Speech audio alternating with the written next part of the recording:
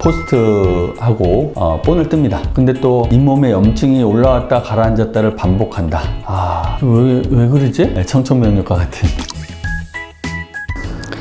안녕하세요. 포인트 원치과 원장 원기욱입니다. 네, 오늘은 치과의 치료에 대한 얘기를 여러분들에게 드리고자 합니다. 사실은 이제 유튜브 보고 왔다라고 하면서 유튜브에 있는 이것처럼 해낼 수 있지? 너만 믿고 왔다. 이거 해내라. 안 되면 알아서 해라. 뭐 이런 뉘앙스로 치과를 찾아오시는 분들이 있습니다. 하지만 치과 치료라는 것이 상품 찍어내듯이 탁 찍으면 그냥 100% 딱 나오는 그런 것이 아닙니다. 몸을 다루는 것이고 각각의 개인적인 여러 가지 다른 상황들도 있고, 또한 우리가 눈으로 감지하지 못하는 놓칠 수 있는 그러한 요인들도 분명히 존재합니다. 뭐 크라운을 하더라도 크라운이 만드는 과정상에서 그렇든 어떻든 깨질 수도 있는 거고, 신경치료를 하더라도 제가 하더라도 뿌리 끝에 염증이 생기는 경우도 적지만 있습니다. 그러한 다양한 경우들이 있죠. 오늘 소개시켜드릴 환자분은 저희 치과로 오셔서 재신경치료를 했지만 또 잇몸에 볼로 뭐가 올라온다, 그런 얘기를 들을 때는 정말 막 천청명력 같고 신경관도 잘 찾고 멸균했지만 결국은 다시 염증이 있어서 성공을 못했기 때문에 그 다음 단계로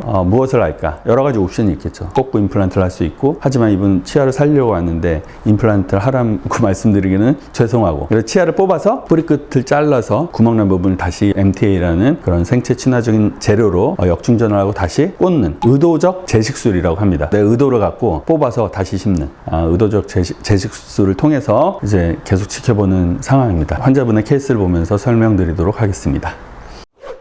이분 꽤 히스토리가 길다고 아까 말씀드렸잖아요. 처음 내원이 언제냐? 7월 말입니다. 여기로 이전하고 한 달 정도 됐을 때 오셨는데, 신경치료하고 씌운 지 1년밖에 안 됐는데 통증이 있어요. 신경치료는 다시 한번 강조드리지만 굉장히 중요하고 수가의 현실화가 굉장히 필요합니다. 굉장히 중요한 치료지만 굉장히 경시되어 있는 우리나라에서는. 그러면 결국 의료비 부담은 증가는 보험공단으로 가고 여러분의 주머니에서 나가고, 판단은 여러분한테 맡기겠습니다. 그래서 보면은 이제 고름집이 존재한다라고 차팅이 되어 있어요. 누공 존재. 그래서 엑스레이를 찍어보니까 뿌리 끝에 염증이 있었고요. 근데 보면 딱 다리가 모아져 있으면, 우리 열혈 구독자분들은 지금쯤 이제 아실 수도 있겠지만 C형 캐널입니다. 이거를 재신경 치료를 들어가느냐 마냐에 굉장히 중요한 기준은, 여기 보시면 이제 여기 뼈의 높이입니다. 이 뼈가 굉장히 내려가서 이걸 안 하더라도 오래 못 쓸만한 치아는 하면 안 되겠죠. 우선 잇몸이 건강해야 됩니다. 둘째, 잇몸이 지금 여기에 이렇게 크라운 마진 과 비슷하게 이렇게 있을 텐데, 이 잇몸이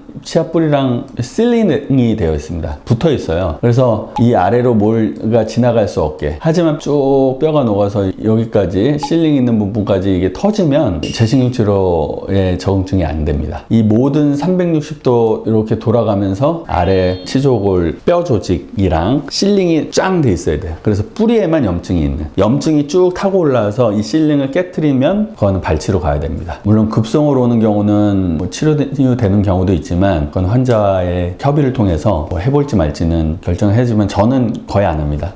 이렇게 해서 재신경치료를 바로 들어갑니다. 그날 다음날 왔는데 이제 별로 안 아팠다. 다행입니다. 아프신 분들도 많아요. 잇몸고름이 잡혔다가 지금은 줄어들었어요. 이렇게 하면서 3번 만에 신경치료를 마무리했네요. 통법대로 잘 했다라고 저는 자체 판단합니다. 그래서 마무리하고 다음날 와서 이제 포스트하고 본을 뜹니다. 근데 또 잇몸에 염증이 올라왔다 가라앉았다를 반복한다.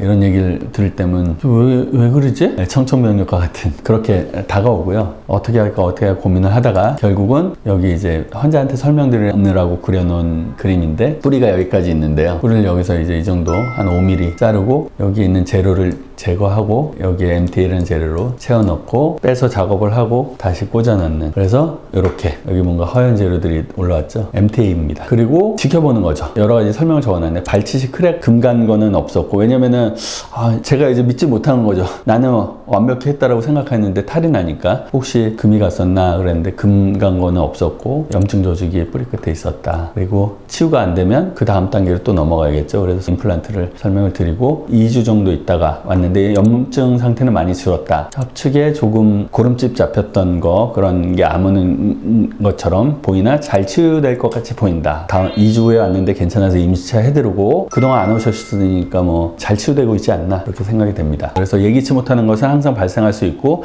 치과 치료는 항상 100%는 아니다. 그렇다고 해서 그 치료가 잘못된 치료냐? 그것도 그렇게 얘기할 수는 없는 겁니다. 그렇게 되면 물론 이제 환자의 관계가 신뢰가 약간 깨지고 그러지만 그런 것들을 잘 환자와 얘기하고 타협하고 하는 과정도 가장 하기 싫은 일, 치과 의사의 일 중에 하나일 거라고 생각이 됩니다. 그래서 뭐 비용적인 부분도 사실은 좀 어느 정도 타협이 돼야겠죠.